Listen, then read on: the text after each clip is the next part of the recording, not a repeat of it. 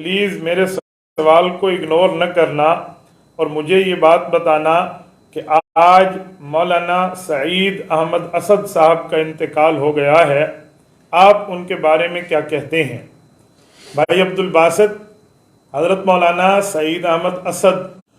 وہ چاہتے تھے کہ امت مسلمہ کے یہ دو بڑے طبقے، بریلوی مکتب فکر اور علماء دیوبند کا مکتب فکر، آپس میں اتحاد کر لے، اور انہوں نے شروع میں یہی بات فرمائی کہ میں یہی درد لے کر آپ کے پاس آیا ہوں۔ ہماری طرف سے ان کی اس بات کو ویلکم کیا گیا، ہم نے وہاں اکٹھے ناشتہ بھی کیا اور بڑی عزت احترام کے ساتھ ان کو بٹھایا، تو ہم نے ان کے سامنے اپنا درد دل رکھا۔ ہم نے کہا حضرت ہم آپ کے درد دل کی قدر کرتے ہیں، اللہ تعالیٰ آپ کے اس درد دل میں یعنی اس مزید فکر میں برکات عطا فرمائے، لیکن مسئلہ یہ ہے کہ جملہ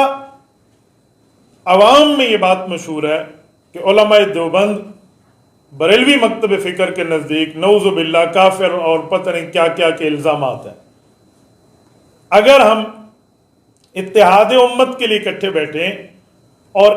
اس بارے میں کفر کے فتوے بھی ہم پر موجود ہوں تو یہ ممکن نہیں ہے، تو آپ اس بارے میں کیا رائے فرماتے ہیں؟ تو انہوں نے شروع میں تو بات کی، لیکن اس کے بعد جب ہم نے اس بات سے پوچھا کہ آپ کے نزدیک ہمارے اکابرین کا مقام کیا ہے، خصوصاً قاسم العلوم والخیرات بانی دارالعلوم دیوبند حجت الاسلام والمسلمین حضرت امام مولانا محمد قاسم النانوتوی رحمہ اللہ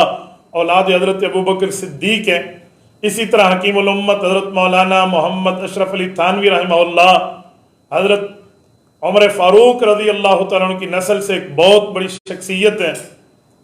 اور حضرت مولانا رشید احمد گنگوہی رحمہ اللہ فقیہ النفس اور دارالعلوم دیوبند میں ایک مایاناز شخصیت۔ تو ان اکابرین کے بارے میں پوچھا،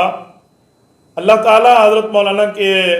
غلطی کو معاف فرمائے، انہوں نے ان پر کفر کا فتویٰ لکھ دیا۔ ہم یہ سمجھتے تھے کہ ان کی غلط فہمی ہے، تو ہم نے ان سے عرض کیا کہ حضرت آپ ہمارے اکابر کو کافر بھی کہیں اور آپ کہیں ہم اکٹھے ہو جائیں، یہ تو ممکن نہیں ہے، اس لیے پہلے اس مسئلے کو حل کر لیتے ہیں کہ آپ ان پر جو آپ کے ذہن میں غلط فہمیاں موجود ہیں اس کو بیٹھ کے حل کر لیتے ہیں، اس پر سوالات و جوابات کا سلسلہ آگے بڑھا لیتے ہیں۔ بہرحال اس پر تاریخ طے ہوئی، بدقسمتی سے یہ سلسلہ آگے چل نہ سکا، اور اس کے بعد بسیار کوششیں بھی کی گئیں، لیکن یہ ہمارے دل میں بھی آج تک یہ درد موجود ہے کہ یہ کیسا اتحاد امت ہے جس میں ایک دوسرے کو بندہ کافر بھی کہے اور اتحاد بھی کر لے، تو اے کاش یہ سلسلہ پورا ہو جاتا۔ بہرحال حضرت مولانا سعید اسد دنیا سے رخصت ہو گئے ہیں، میں ان کے لیے ان تمام باتوں کے باوجود بھی صمیم قلب سے دعا گو ہوں، اللہ تعالیٰ ان کے حسنات کو قبول فرمائے،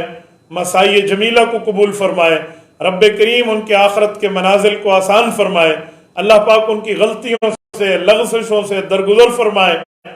اور میں دعا گو ہوں بلکہ تعزیت کرتا ہوں ان کے جملہ لواحقین سے، ان کے بیٹوں سے، ان کے رشتہ داروں سے، تمام لواحقین سے دلی اظہار تعزیت کرتا ہوں اور ان کے لیے دعا گو ہوں، اللہ پاک ان کے آخرت کے منازل آسان فرمائے۔ ہمارے اکابرین کے خلاف اس طرح بات کرنے سے میں انہیں کافر نہیں سمجھتا کہ میں ان کے لیے نعوذ باللہ کوئی وہ دعائے مغفرت کی بات نہ کروں یا ان کے لیے کلمات خیر نہ کہوں۔ میں اختلاف ایک دلیل کی حد تک رکھتے ہوئے ان کا احترام کرتا ہوں، وہ اپنے سلسلے کے ایک بہت مایاناز شخصیت تھے،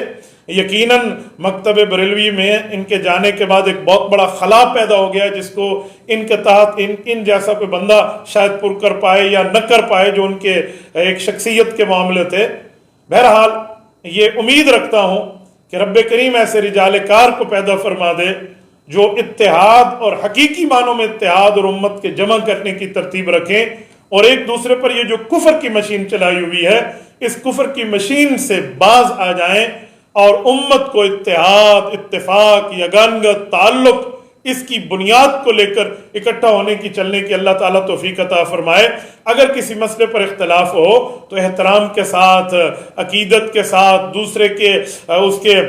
معاملات کو مد نظر رکھتے ہوئے دلیل کے ساتھ اختلاف بندہ کر سکتا ہے۔ اس طرح کی کفر کی مشین چلانا یہ مسئلے کا حل نہیں ہے۔ بہرحال حضرت مولانا دنیا سے رخصت ہوئے ہیں، میں ان کے لیے دعا گو ہوں، رب کریم ان کے آخرت کے منازل کو آسان فرمائے۔